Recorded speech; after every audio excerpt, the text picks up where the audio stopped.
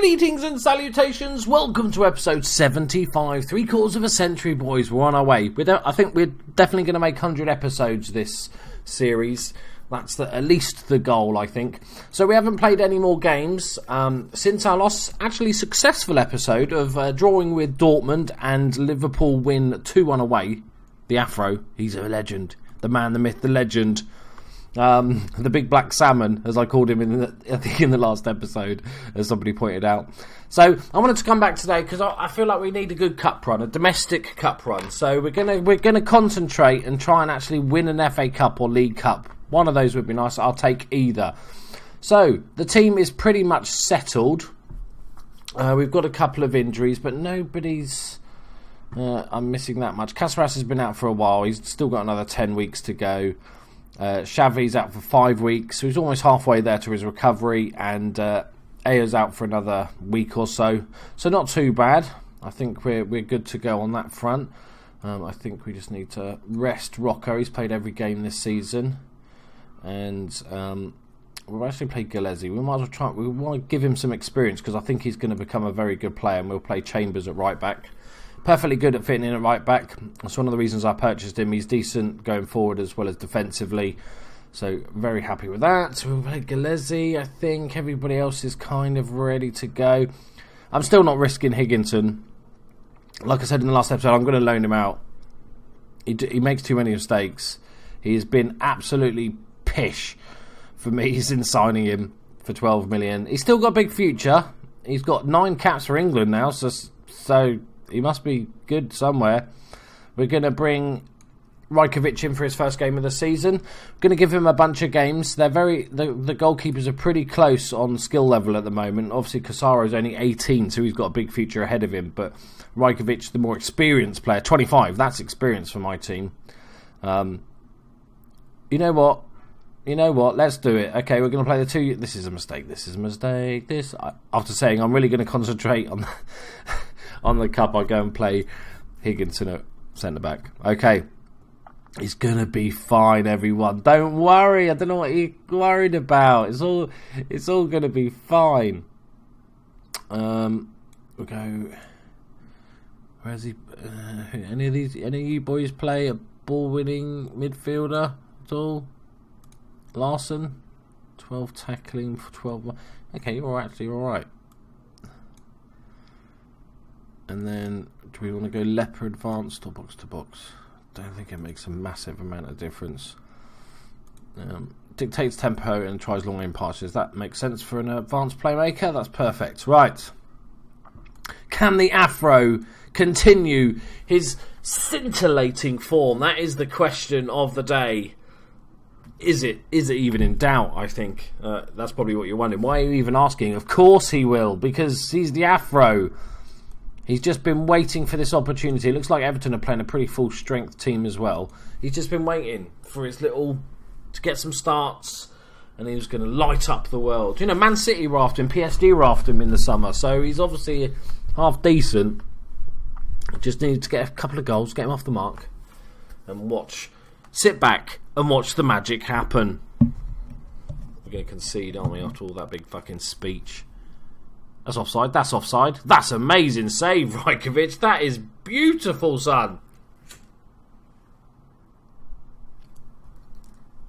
It's the first time he's really had a test. He's always been kind of the number one, no questions, really. Was that an own goal? Oh, no. Oh, my God. The Afro has just scored the own goal. Oh my God, he's literally just free-headed it straight into the top corner. I should have been more specific when I said he's scintillating form, he's going to score goals. I should have said, at the right end. Brilliant. El Sayed with his first stop with a dreadful corner, but he's going to get it back, is he? Can he beat this man? Plays it out to the right-back Chambers. Yalcin. Go on, Yalcin. Oh, I don't think he's scored for us before. I can't believe the Afro scored an own goal. Just when you thought he was going to be alright. He's the player that just keeps on giving. isn't he? He is just that sort of player. But overall, I'm liking this formation so far. We held our own against Dortmund. We beat Liverpool. We're playing all right against Everton. We're both playing a pretty full-strength team. El Shaarawy cuts inside. He's got a bit of space. Easy catch for Rajkovic. Got to do better than beating from there, mate. Plays a quick ball out. Oh, Yalcin. Oh, good tackle. Needed to make that recover from his mistake. Green. I might have a little rant about England, if you don't mind. I watched the England game last night against Portugal. I don't know why I watch friendlies. I feel like I should because it's England, but they're always kind of boring. And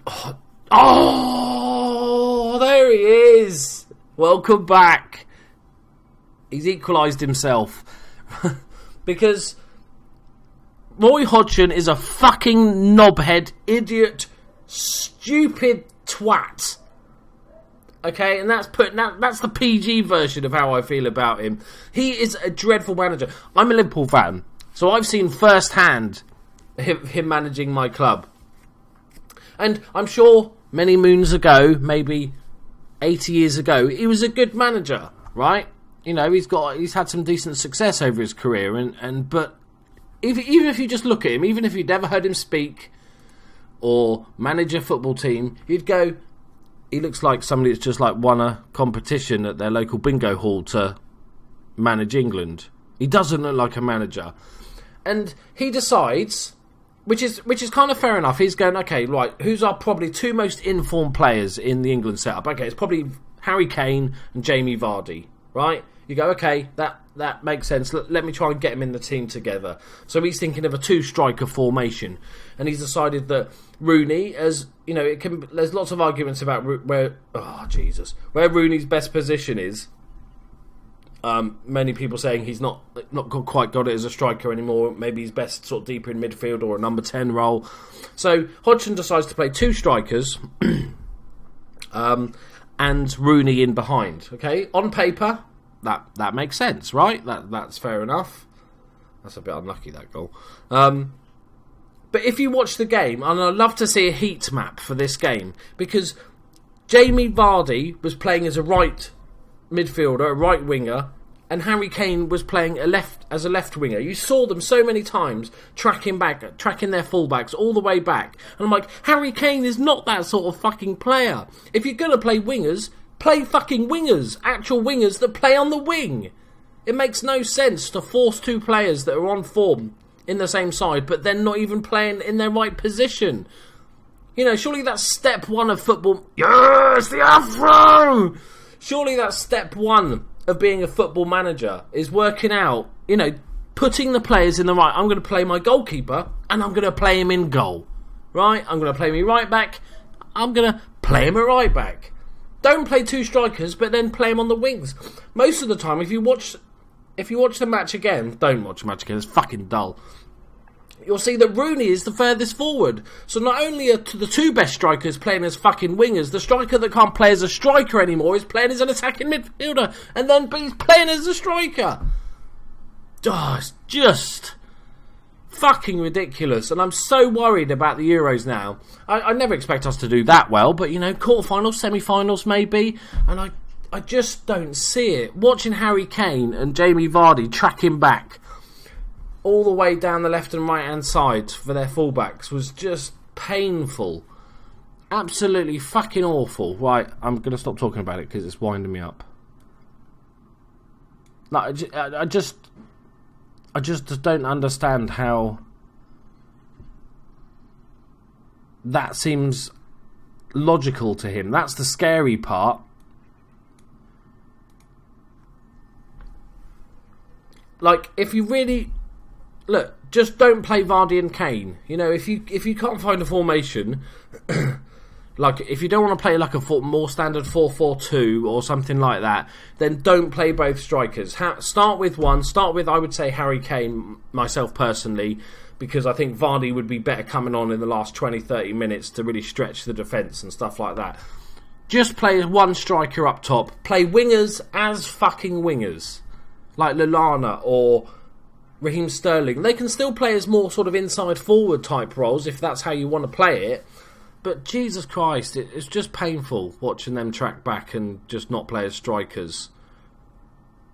Maybe like Hodgson had watched a montage of Thierry Henry and was like, yeah, that's how I want you to play as like a inside forward left. But it just doesn't work. They're not the sort of players. Like Vardy's a bit better just because of his legs, his quickness and stuff like that at doing the dirty work. But Kane is a out-and-out striker. There's no other position that he can play. Oh my God, how have you missed that? How have you missed that? Well, I'm not talking about it. That's enough. That is my England rant. So yeah, I'll be happy if we get out of the fucking group stage. I'm still talking about it. Shut up. Fucking shut up. Right, come on. I can't believe we just missed that. That's a good ball in. Oh, the Afro almost scored his hat-trick. Well, he's kind of got a hat-trick already, but he almost scored another one. Right. Chambers is having a fantastic game at right back. Actually, I probably don't want to change him, to be honest. I'm going to bring Rocco on for Higgins. No. We're going to see it out. We're going to give him 90 minutes. Larson's coming off. He's not had the best game, and he's getting a bit tired. And Azui for Andre Green. Keeping the same way. We're playing really well. 19 shots, 10 on target, 4 clear-cut chances. Should have scored 1 or 2 more goals, really. Chambers, decent ball. Oh, the Afro's there. Leper. Oh, my Lord. Bolton are hanging on. Everton are hanging on. Chambers. No. I don't want penalties. Thank you. Moving on. No penalties, thank you. Lovely throw from Chambers. Look at that. He luzzed it. Matic. Back to Chambers. Cheeky 1-2. Lovely ball in. Yes! The Afro! Hat-trick! Get in! 4 goals he scored this game. First one was probably the best. That's a lovely ball from Matic. Just spreading that play. Chambers all the time in the world. And a great assist from Chambers. Near post, Pickford. He'll be disappointed with that. Scenes. Hashtag scenes. Isn't that what the cool kids say? I don't know. It's probably gone too far now, isn't it? Hashtag whatever is probably like over now, isn't it? Like it's been around too long. It's become uncool to then use hashtag, I think. You know, because I'm the sort of barometer of cool, obviously, aren't I? You know, you all come to me for your cool advice. Right, Yamga, El Sharari, offside. Nice, boys. Just keep it tight. Cheeky can't concentrate if I've got time to do it. Concentrate. Christensen, Yamga. This could be one of their last chances. Rajkovic just steers it wide. Last 10 minutes, boys. Hang on. It's a big win. Is that Jesse Lingard? Flicked on from Augustinson.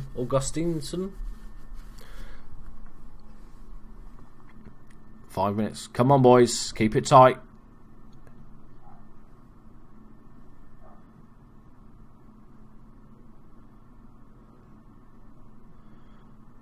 Nice.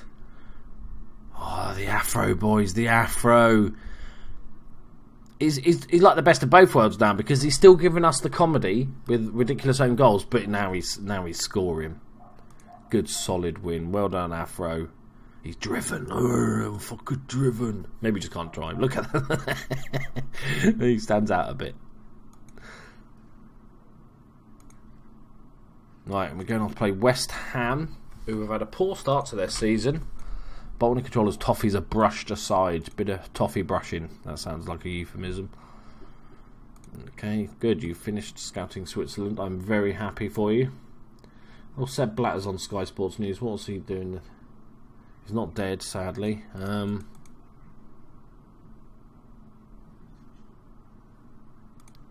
I think we should have... Oh, I've just thought of it. We should have... You know, like occasionally they have those celebrity boxing matches. I think we should have a celebrity UFC fight, mixed martial arts between Sepp Blatter Moy Hodgson, because like, they're both quite little guys, they're both quite old, so I think, you know, they'd probably be similar weight division, same sort of reach. Man, that would be amazing. I think Roy's got a bit more fight in him. I definitely think Roy would win. I think he'd go at him, but I would pay very good money to see that happen. Right, straight on to the West Ham game. We're not playing Higginson for a second game. I don't want to push me luck. Manolas has had a nice little day off. He wasn't even on the subs bench, so he could stay at home with his family or whatever, or take fat-burning drugs, whatever he wants to do. I'm going to play Chambers again at right back. He was sensational that last game, 8.2. So we're going to give him another run out. Because, you know, Seamus Coleman's 32 now, and if Chambers can show that he's doing a job there, then that would be really useful. We'll make sure our goalkeeper's keeping match sharpness, giving him some extra time. We're going to try swap over Gribbin and Azui. No, Gribbin and Green for this one. Al Said. We'll stop him playing reserve games now because he's up all match sharp, and I want to give him some game time. Because this kid looked to be a superstar. He was a nailed-on 5-star talent until he had that horrific injury. So we need to see if his stats, his attributes are going to go up. Right, I think we're ready to go. We'll start El Said and then we can bring on Cookie if need be. So West Ham have played 6, drawn 3, lost 3. So they've yet to win a game. You know what that means? We're going to lose, aren't we? We're going to fucking lose. Bolton key man is the Afro. The poacher has scored 7 goals in 8 games. Add that to the list of stuff you'd never thought you'd see. He's just been arrested. How much of a boost is Florin Adone's absence? Oh, yeah, well, lack of class, mate. I'm not going to single out individuals. Mainly because I have no idea who the fuck he is, but okay.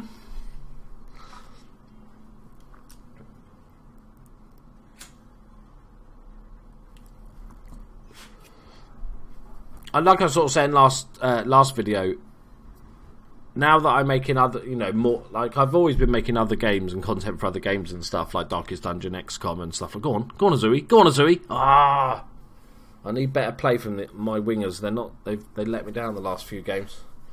Now I'm playing sort of, you know, doing the guys for Warhammer. It's just so I'm enjoying playing Football Manager more, and I've rewatched the last couple of episodes of this. Fuck off then, old baller. I've rewatched and it's some of my best episodes and the most fun I've had. I think because I'm just playing less of it, so I'm really dying when I come to record a video of Football Manager. I'm really desperate to play it. I really miss it because I've been working on all these fucking Warhammer videos. So yeah, really good. Just thought I'd say that, even though I said it last episode as well. I'm just going to keep saying it. You're not the boss of me. Right, come on, Odegaard, mate. Leper, it's just a great name. Spreads the play out to Yalcin on this left-hand side. Go on. Nice. Azui. And again, back to him. Nice. Whip it in.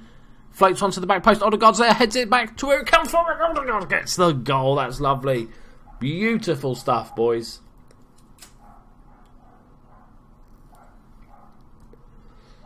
Hashtag swift reply.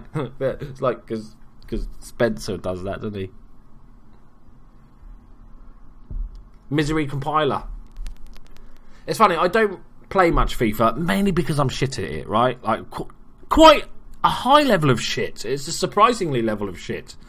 I think it's because a lot of it I don't spend enough time playing it. But I also don't play console that much, and it's kind of annoying on PC. But Spencer FC is I actually watch most of his videos, even though I don't actually play the game that he's doing, because I think he's really entertaining, and I think what he does with his series, if you look at 95%, Afro, it's commonplace now. I don't even need to celebrate. Of course he's going to score. But if you watch Spencer FC compared to all the other YouTube, or you know, most of the other FIFA YouTubers, is that he comes up with really clever concepts for different series, like the Wheel of Fortune and stuff like that. That's just actually really clever, as opposed to, I'm going to open 200 quid's worth of packs, or I'm going to find a team of the season and pretend to fall out of my chair, when really, you know, why would I get that excited? I've already found a 6 million fuck off, 6 million of these players, and it just so much fake bullshit. Whereas Spencer, really clever ideas, and he's got hot misses as well, so that doesn't hurt, does it?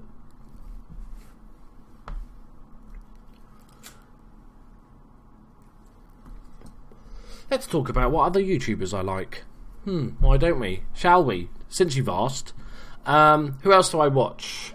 I watch some of the LCS. I do like League of Legends, just as a sort of casual player. Just, you know, the occasional game when I've got half an hour to kill. And I don't mind watching the LCS. The trouble is, there's just too much of it. So you can't, if you're gonna commit. Go on. Yes, Leper. Good first half. This is. If you're going to commit to watching the LCS proper, even if it's just Europe or North America, it's on for so long. It's like 10 hours a week or whatever it is. And it's probably more than that. So I try to sort of keep up with it a little bit and watch that. So I watch that bit on YouTube. Who else do I watch? I watch Dr. Benji, who's the FM guy. You probably know him. I like his videos. I enjoy his content. He comes up with some clever stuff, like the Google Translate and stuff like that. That's really enjoyable. I haven't watched him for a little while. Maybe I've just got a little bored of him, just because maybe it's just a little bit too sort of samey. And some of the jokes are a little bit scripted. I'm not bagging on him. He's probably one of the best FMers around. He's way better than me. But just it's just my personal thoughts, really, on him. There's a couple of sort of good sort of smaller YouTubers that I watched. I've got a couple of friends, Dave Has a Party and Full Time FM. Both of those are quite good. They they make some good content. I like the way Dave's going, because he's making some really sort of quite different content. Like he had a silly FM draft where it was a drinking game. It was like shot for shot, even though he's obviously the biggest lightweight in the world.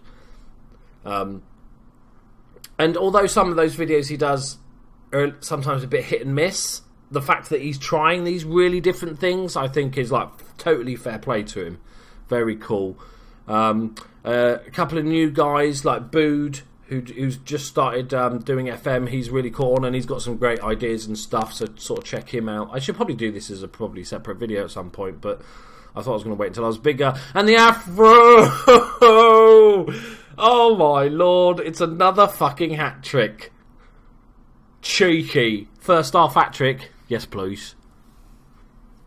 So that's really sort of, I like him. Other sort of non-FM content, I like the Science Show, or the Sci Show as they call it, with, is it Hank Green or his brother? I always get them mixed up. Just learning about sciencey shit, because I like me science. Well done, boys, I think. Carry on. We're 5-2 up. I've not really been paying that much attention. What else do I watch? I do like Philip DeFranco. I've watched him for years. I don't watch that much of the SourceFed stuff. Because like SourceFed Nerds channel, I watched it more maybe a year or two ago. But since they got some of the new hosts, it's just too crazy, too zany, wackiness all the time, and it's just like, just chill the fuck out. I'm not a massive fan of the new presenters. I preferred the older presenters, but I do like Philip DeFranco. I watch his show every day just because it's funny hearing some of the crazy stories from around the world. Most of them are horrific, shows how bad human behaviour is. And Yalcin gets his 4th assist of the game. Odegaard pokes it home for his 3rd of the season. Good to have you back, Odegaard. Where the fuck have you been? So Philip DeFranco, if you don't watch him, go check him out. What the fuck else do I watch? I'm trying to think. I watch more YouTube than I do TV. During the day, because I work from home. I say work. Yeah, sort of. I don't have the TV on. Sometimes I'll have Sky Sports on mute in the background just to see if there's any big news items that pop up or whatever, especially when it's obviously transfer season. But yeah, I watch mainly YouTube. Oh, my favourite for gaming related stuff, Total Biscuit is the daddy of them all in my eyes. He doesn't talk about shit, he just gets on with it, talks about how he feels. He doesn't try to be polite or suck up to some of these gaming companies, because you've got to understand that, fuck off man, this is ridiculous, this game. You've got to understand that when you're a smaller YouTuber, the idea of you getting in with some of these gaming companies is amazing. So even if you didn't promise to give their game a good review or talk about their game in a positive light, you're inclined to, because you want to keep them sweet, right? But Total Biscuit could not give less of a shit, and that's why I love him, because he's just talking honestly. And I love the Co-optional podcast. That's my weekly watch on a Sunday night. Co-optional. I don't know the words. And to anyone that doesn't watch it, that makes no sense. But check out the Co-optional. If you're playing FM and need a good podcast for the background about sort of general gaming newsy stuff, go watch that. Anybody else that I really sort of look forward to? I do like movie fights. I do watch the movie fights channel quite a lot.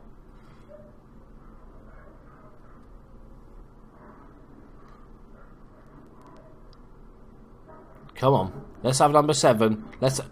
Penalty. There we. So sorry for my lack of commentary. I kind of got off on a tangent there, but I thought some of you might be interested in what I watch, and you might find some new interesting channels. If you let me know in the comments which is your single. You're only allowed to give one, okay? Give me your single favourite YouTube channel. You don't have to say me, it's okay. I'll understand. I'm pretty sure I'm not the top of anyone's list. But, I won't be hurt. So give me your just single favourite YouTube channel. And if you want, you can give a reason why that is your favourite. And, whatever reasons that is. Well, that was an interesting match, boys. Just the 4 assists for Yalcin and another hat-trick for the Afro. He is on absolute fire. And West Ham look fucking shit. That's got to be said, isn't it? I think this change has to the tactic has really helped us. Right, so let's have a look at the schedule. I think we can afford to skip ahead a little bit, I think, because we've done pretty much every single game so far. It's going to take forever. So I'm going to assume I beat Krasnodar. I don't think they're no Dundalk. And Atlanta. So I'm going to come back for the Leeds game. We've got to come back for the Leeds. Dirty Leeds. We all late Leeds. Let's go. We all late Leeds. Let's go. I can say that now. Now I'm not managing Leeds. So we'll come back for the Leeds and Chelsea game. So we'll play a bunch. And I will see you in the next episode. Please leave a like if you enjoyed. Subscribe if you're new. Leave a comment if you want. Don't if you don't want. Good. Bye.